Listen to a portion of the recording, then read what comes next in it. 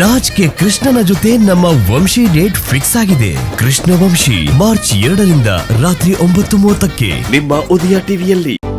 ನನ್ ಕಂದ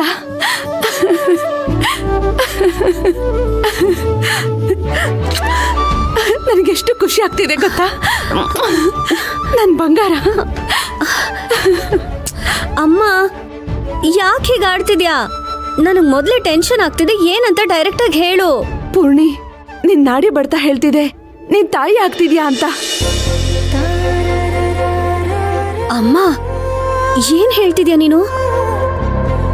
ಡಾಕ್ಟರು ಆದಿಕ್ ಸಮಸ್ಯೆ ಇದೆ, ನಮಗ್ ಮಕ್ಳಾಗಲ್ಲ ಅಂತ ಹೇಳ್ತಿದ್ರಲ್ಲ, ನೀನ್ ನೋಡಿದ್ರೆ ಹೀಗೆ ಹೇಳ್ತಿದ್ಯಾ? ನನಗಿದನ್ ನಂಬಕ್ಕೆ ಆಗ್ತಿಲ್ಲ. ನೋಡು ಮಗಳೇ, ಡಾಕ್ಟರ್ ಕೈ ಮೀರಿದು ತುಂಬಾನೇ ಇದೆ. ಆದ್ರೆ ಆ ದೇವ್ರ ಮನ್ಸ್ ಮಾಡಿದ್ರೆ ಅಸಾಧ್ಯ ಅನ್ನೋದು ಯಾವುದೂ ಇಲ್ಲ. ಆ ದೇವ್ರಿಗೆ ಗೊತ್ತು ಯಾವ ಸಮಯದಲ್ಲಿ ಯಾರಿಗೇನ್ ಕೊಡ್ಬೇಕು ಅಂತ. ನಿನ್ ನಿರೀಕ್ಷೆಗೆ, ನಿನ್ ಪರೀಕ್ಷೆಗೆ, ನಿನ್ ಕಣ್ಣೀರ್ಗೆ ಆ ಭಗವಂತ ಕರ್ಗಿ ನಿನ್ಗೆ ತಾಯ್ತನ ಕೊಟ್ಟಿದ್ದಾನೆ.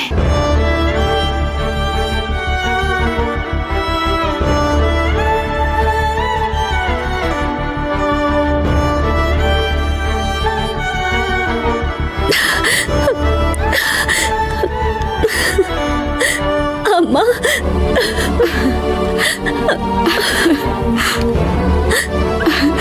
ನನ್ಗೆಷ್ಟು ಖುಷಿ ಆಗ್ತಿದೆ ಗೊತ್ತಾ ಕಂದ. ಪೂರ್ಣಿ, ಸ್ವಲ್ಪ ಕಾಫಿ ತಗೊಂಬಾರೆ. ಆದಿ, ಇದು ಕಾಫಿ ಕುಡಿಯೋ ಸಮಯ ಅಲ್ಲ, ಸಿಹಿ ತಿನ್ನೋ ಸಮಯ.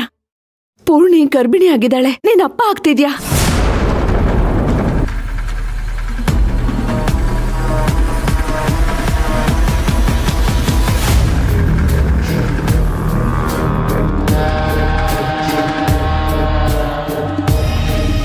ಅತ್ತೆ, ಏನು ಹೇಳ್ತಾ ಇದ್ದೀರಾ?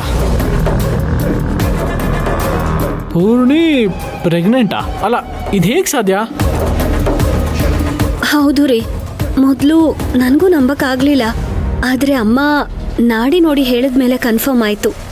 ಕೊನೆಗೂ ಆ ದೇವ್ರು ನಮ್ಮ ಕೈ ಬಿಡಲಿಲ್ಲ ರೀ. ಇರಪ್ಪ, ಸಿಹಿ ತಗೊಂಡ್ ಬರ್ತೀನಿ. ರೀ, ನಂಗೆ ಎಷ್ಟು ಖುಷಿ ಆಗ್ತಿದೆ ಗೊತ್ತಾ?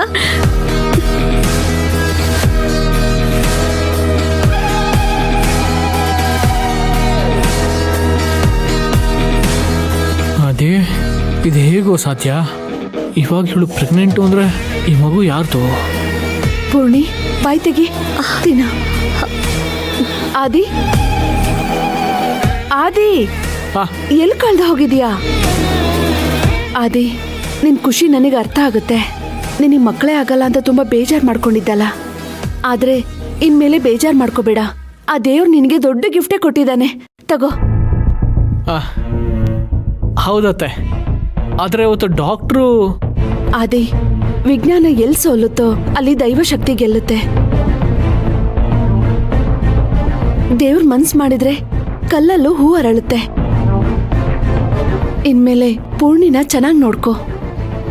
ಅದೇ, ನೀನು ಇವಾಗ ನಾಟಕ ಆಡಲೇಬೇಕು. ಖಂಡಿತ ಅತ್ತೆ. ಪೂರ್ಣಿ, ಕಂಗ್ರ್ಯಾಚುಲೇಷನ್ಸ್. ನನಗೆ ತುಂಬ ಖುಷಿ ಆಗ್ತಾ ಇದೆ.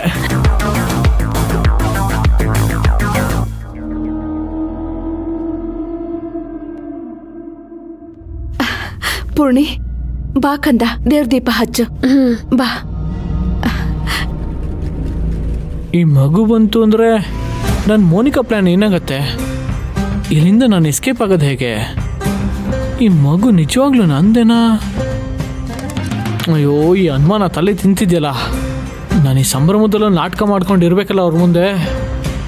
ನಾನು ಅಪ್ಪ ಆಗ್ತಿದ್ದೀನ, ಅಪ್ಪ ಆಗ್ತಿದ್ದೀನೋ ಬೆಪ್ಪ ಆಗ್ತಿದ್ದೀನೋ ಒಂದು ಗೊತ್ತಾಗ್ತಿಲ್ವಲ್ಲಪ್ಪ.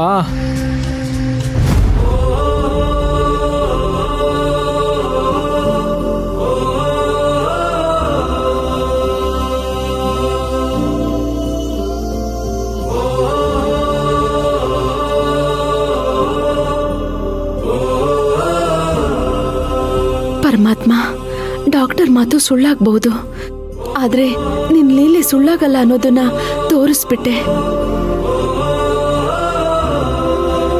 ವಿಜ್ಞಾನ ನಾನು ಸೋತ್ ಜಾಗದಲ್ಲಿ ನಿನ್ನ ದೈವ ಶಕ್ತಿ ಗೆದ್ದಿದೆ.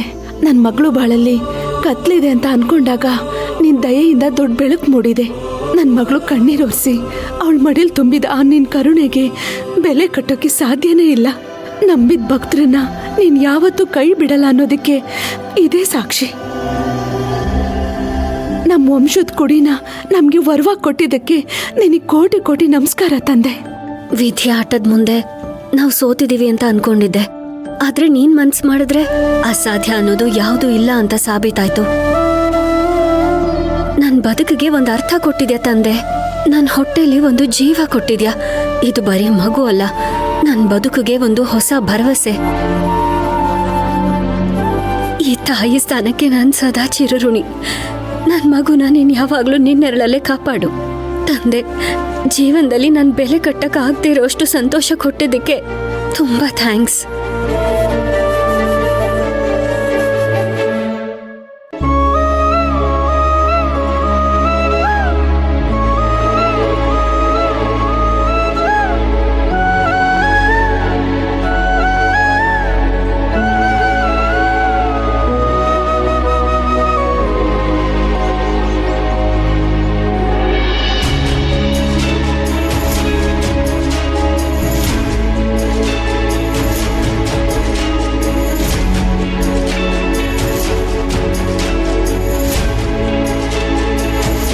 ಮಾವ, ದಯವಿಟ್ಟು ನನ್ನ ಕ್ಷಮಿಸ್ಬಿಡಿ.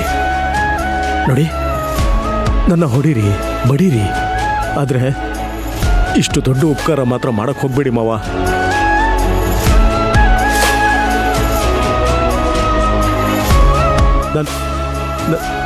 ನಾನು ನಿಮಗೆ ಸ್ಲೋ ಪಾಯ್ಸನ್ ಕೊಟ್ಟೆ, ನಿಮ್ಮ ಕಂಪ್ನಿನ ಹಾಳು ಮಾಡೋದಕ್ಕೆ ನೋಡಿದೆ, ಕಾವೇರಿಗೆ ಆಕ್ಸಿಡೆಂಟ್ ಮಾಡ್ಸಕ್ಕೆ ನೋಡಿದೆ. ಇದೆಲ್ಲ ಗೊತ್ತಿದ್ರು ಕೋರ್ಟಲ್ಲಿ ನನ್ನ ಪರವಾಗಿ ಸಾಕ್ಷಿ ಹೇಳಿ ನನ್ನ ಬಿಡಿಸಿ ಹೊರಗಡೆ ಕರ್ಕೊಂಡು ಬಂದ್ರಲ್ಲ,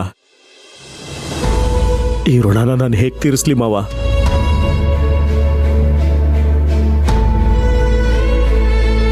ನನ್ನನ್ನು ಅಳಿಯ ಅಂತ ನೋಡಿದೆ, ಒಬ್ಬ ಅಪರಾಧಿ ಅಂತ ನೋಡಿ ನನ್ನನ್ನು ಶಿಕ್ಷೆ ಅನುಭವಿಸೋದಕ್ಕೆ ಬಿಡಬೇಕಾಗಿತ್ತು ಮಾವ.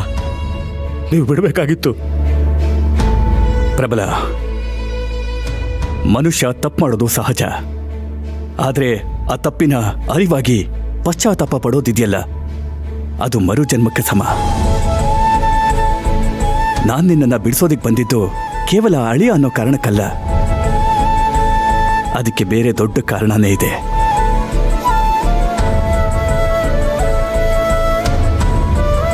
ಮತ್ತೆ ನಿನ್ನ ಬಿಡುಗಡೆಗೆ ಕಾರಣ ನಾನೊಬ್ಬನೇ ಅಷ್ಟೇ ಅಲ್ಲ, ಅದಕ್ಕೆ ಮುಖ್ಯ ಕಾರಣ